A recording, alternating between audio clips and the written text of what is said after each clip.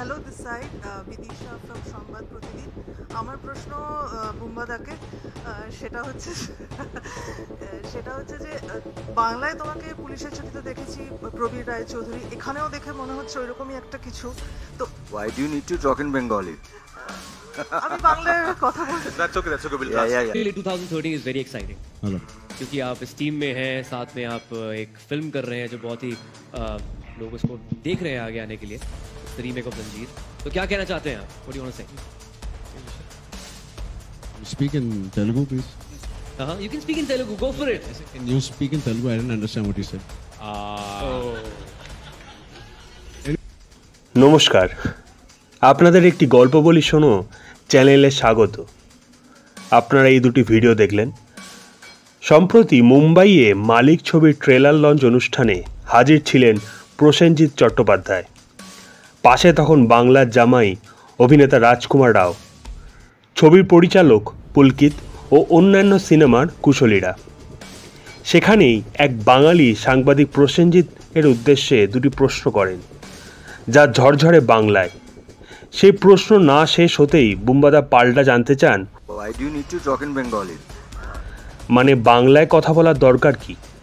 ঠিক এই জায়গা থেকেই বিতর্কের শুরু। বাংলার অভিনেতা কেন বাংলায় কথা বলতে বা শুনতে রাজি হলেন না? বেজায় আঁতে লেগেছে বাঙালির। কেউ কেউ আবার মাইকেল মধুসূদন দত্তের আদলে প্রসেনজিতের ছবি বিকৃত করে ফেসবুকে পোস্ট করেছে।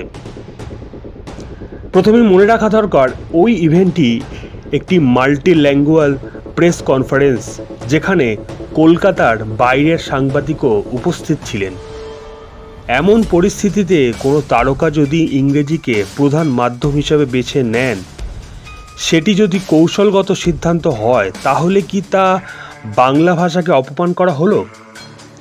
বাংলা ছবির কালজয়ী পরিচালকদের দেখা গিয়েছে মুম্বাই বা আন্তর্জাতিক কোনো ইভেন্টে ইংরেজিতেই কথা বলেছে।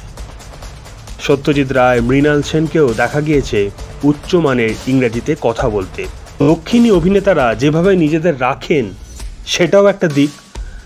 তারা আন্তর্জাতিক স্তরে গিয়েও নিজেদের ভাষা, নিজেদের পোশাকের থেকে বাইরে বেরোন না। অনেকে বলেছেন এটাই ওদের ইন্ডাস্ট্রির এগিয়ে যাওয়ার অন্যতম কারণ, যেখানে টলিউড অনেক পিছিয়ে। কিন্তু যে ব্যক্তি দশকের পর দশক ধরে বাংলা ছবির মুখ হয়ে রইলেন, টলিউডেই থেকে গেলেন, সেই ব্যক্তির একটি কথাকে ঘিরে এক লহমায় বাঙালি বিদ্বেষী তকমা দেওয়া যায় কি? আপনাদের মতামতের অপেক্ষায় রইলাম।